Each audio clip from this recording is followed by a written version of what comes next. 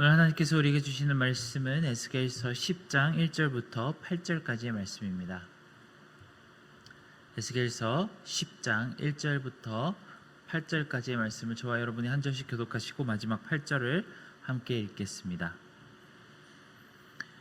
이에 내가 보니 그룹들 머리 위 궁창에 남보석 같은 것이 나타나는데 그들 위에 보좌의 형상이 있는 것 같더라. 하나님이 가는 베옷을 입은 사람들에게 말씀하여 이르시되 너는 그룹 밑에 있는 바퀴 사이로 들어가 그 속에서 숯불을 두 손에 가득히 움켜가지고 성읍 위에 흩으라 하시매 그가 내 옥전에서 들어가더라. 그 사람이 들어갈 때에 그룹들은 성전 오른쪽에 서 있고 그룹은 안뜰에 가득하며 여호와의 영광이 그룹에서 올라와 성전 문 지방에 이르니 구름이 성전에 가득하며 여호와의 영광스러운 광채가 뜰에 가득하였고 그룹들의 날갯소리는 바깥까지 들리는데 전능하신 하나님이 말씀하시는 음성 같더라. 하나님이 가는 배에 옷을 입은 자에게 명령하시기를 바퀴 사이 곧 그룹들 사이에서 불을 가져가라 하셨으므로 그가 들어가 바퀴 옆에 서매 그 그룹이 그룹들 사이에서 손을 내밀어 그 그룹들 사이에 있는 불을 집어 가는 베옷을 입은 자의 손에 주매 그가 받아 가지고 나가는데 그룹들의 날개 밑에 사람의 손 같은 것이 나타나더라. 아멘. 우리는 에스겔서 10장으로 들어가면서 점점 더 이해하기 어려운 장면으로 들어갑니다. 어제 9장의 말씀은 마음으로는 이해하기 어려워도 머리로는 이해하기가 그다지 어렵지 않았죠. 하나님께서 죄를 많이 지은 이 이스라엘 백성들을 칼로 멸절하신다고 하셨습니다. 사랑과 은혜가 많으신 평강의 하나님께서 이 백성들을 이렇게 잔혹하게 칼로 무자비하게 죽이신다는 장면이 너무 어색하고 잔인하기는 하지만 우리는 그 인과의 관계가 쉽게 이해할 수 있습니다. 그런데 예언서를 읽으면서 정말 어렵고 힘들게 느껴지는 부분이 오늘 말씀과 같은 부분이 아닌가 합니다. 뭔가 굉장한 일이 벌어지고 있는 것 같긴 한데 상징들이 너무 많습니다. 영광스러운 하나님의 성전 앞에서 하나님이 천사들에게 명령하시는 장면을 에스겔이 보고 기록하는 장면을 우리가 보았습니다. 오늘 말씀에 나온 이야기만 함축해서 보면은 가는 배에 옷을 입은 사람이라 부르는 어떤 한 천사에게 하나님이 명령하시는 장면이 담겨 있습니다. 하나님은 천사에게 바퀴 사이에서 숯불을 가지고 나와 파괴당하고 피로 뒤덮인 이 예루살렘 위에 뿌리라라고 하는 말씀을 하십니다. 그리고 이 모든 장면 안에는 찬란한 하나님의 영광의 광채가 뒤덮여 있고 정말 셀 수 없이 많은 천사들이 날갯소리와 음성으로 가득 차 있는 이 장면을 그리고 있습니다. 아마 이 말씀을 기록한 에스겔이 이 장면을 직접 눈으로 보면서 느끼는 감정은 아마 커다란 두려움과 공포였을 것입니다. 이 장면에서 나타난 하나님의 영광은 우리가 생각하는 것만큼 그 영광이 따뜻하거나 찬란하고 마음을 기쁘게 하는 영광이 아닙니다. 죄인의 눈앞에 보인 하나님의 영광은 두렵고 절망스러운 공포를 가져다 줍니다. 예를 들어 십계명을 받고 하나님과 대면하여 이야기하던 모세의 얼굴에 묻은 하나님의 영광의 광채를 보았던 백성들은 그 아름다움에 취하여서 기뻐하지 않았습니다. 오히려 그 영광의 광채를 보고 두려워하며 그것을 수건으로 가려달라고 말하는 장면을 우리는 볼 수 있습니다. 이런 두려운 영광의 광채가 힘차게 비쳐 내려지며 수많은 천사들의 날갯소리 아래 에스겔은 이 모든 환상을 보고 있습니다. 주로 성경에서 불과 숯, 유황이 나타날 때는 그것이 하나님의 진노와 심판을 나타내는 것으로 우리는 알 수 있습니다. 아마 요한계시록 읽으면서 우리는 이런 장면을 계속 마주하게 될 텐데요. 이것이 이 말씀 안에 담겨 있는 의미로 우리는 받아들일 수 있습니다. 어제 9장 말씀에 나왔던 베옷 입은 천사는 이제 하나님의 보좌 아래에서 맹렬히 타오르는 하나님의 진노, 즉 불타는 숯을 두 손 가득히 담아다가 예루살렘 성 위에 비처럼 흩뿌리라고 하는 명령을 받았습니다. 마치 소돔과 고모라 성이 유황과 불비 때문에 잿더미가 되었던 것처럼 맹렬한 심판이 예루살렘 성 위로 떨어질 것을 예고한 장면입니다. 아마 당시에 많은 이스라엘 백성들과 또 이방인들을 이렇게 생각했을지도 모릅니다. 여호와 하나님께서 힘과 능력이 부족해서 예루살렘을 구원하지 못했다고, 아마 바벨론의 신들이 훨씬 강하고 능했기 때문에 여호와의 성전을 집어삼켰다고 그렇게 생각했을지도 모릅니다. 하지만 하나님은 이 에스겔의 환상을 통해서 설명하십니다. 이런 착각은 진실에 조금도 가까이 다가가지 못합니다. 예루살렘이 멸망하는 이유는 하나님께서 그 백성들의 부정함과 음란한 죄에 진노하셨기 때문입니다. 이 백성들은 바빌론 느고신의 진노로 멸망하는 것이 아니라 이스라엘 여호와 하나님으로 인해 멸망한다는 사실을 바로 알기를 원하셨습니다. 저는 우리에게도 이런 종류의 가르침과 진노하시는 하나님에 대한 깊은 묵상이 우리에게 정말 간절히 필요한 시기라고 생각합니다. 사랑의 하나님, 은혜의 하나님, 용서하시며 우리를 구원하시는 하나님에 대해서는 우리가 항상 깊이 묵상하지만 또 한편으로 그만큼이나 아니면 그보다 더 진노하시는 하나님의 공의에 대해서 우리는 묵상해야만 합니다. 우리 현대 기독교인들은 하나님을 생각할 때 너무나도 편하다 못해 조금은 만만하게 생각하지 않나 걱정이 들 때가 있습니다.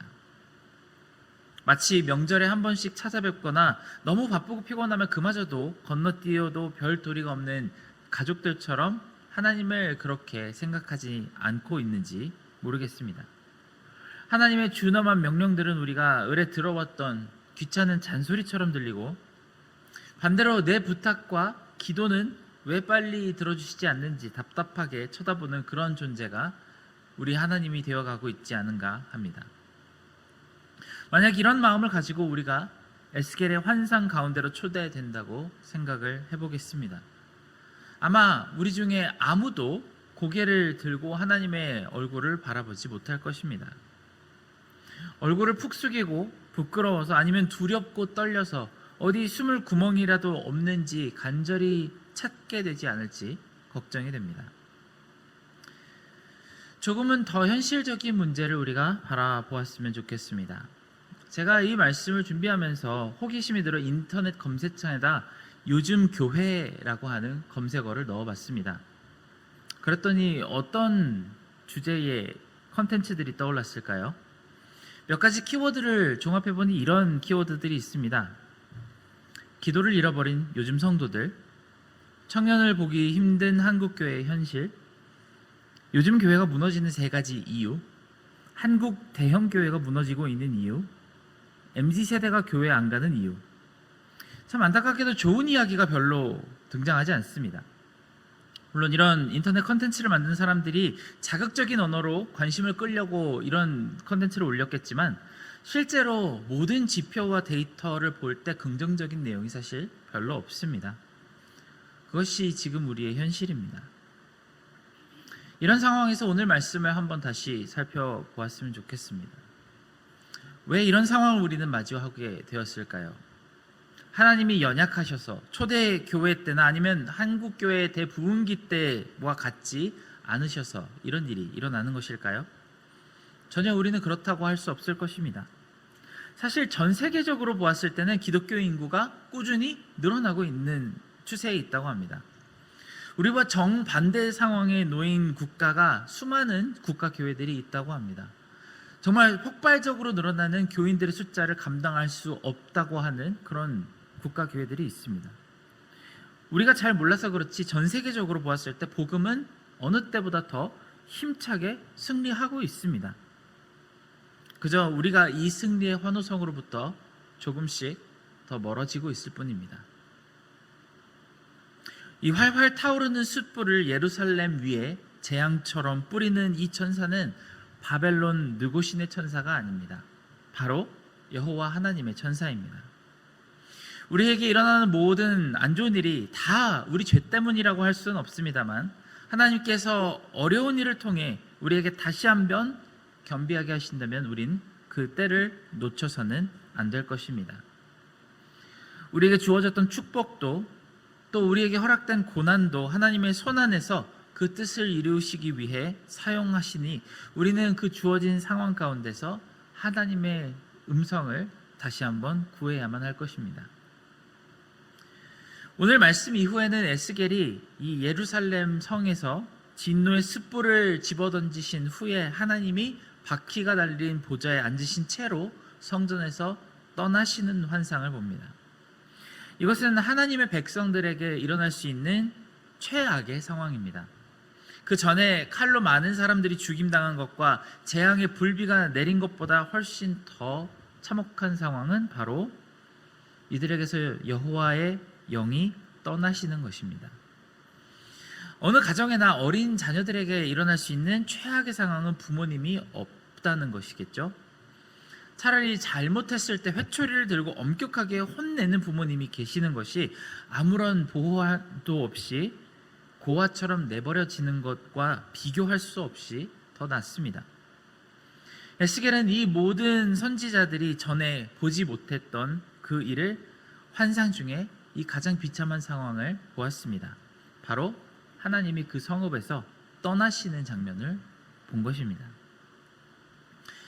그제서야 하나님이 부지하시는 그때서야 백성들은 하나님이 계시는 동안 얼마나 큰 축복을 누려왔는지 절실히 깨닫게 되겠죠. 우리 있을 때에는 너무 당연하던 것이 없으면 훨씬 더 크게 느껴지는 법입니다. 이렇게 하나님의 부재를 통해서 이 백성이 마음을 낮추고 회개하며 간구해야 되는 기도가 있었습니다. 우리가 주께로 다시 나아가고자 하오니 여호와여 돌아오소서라고 구해야 합니다.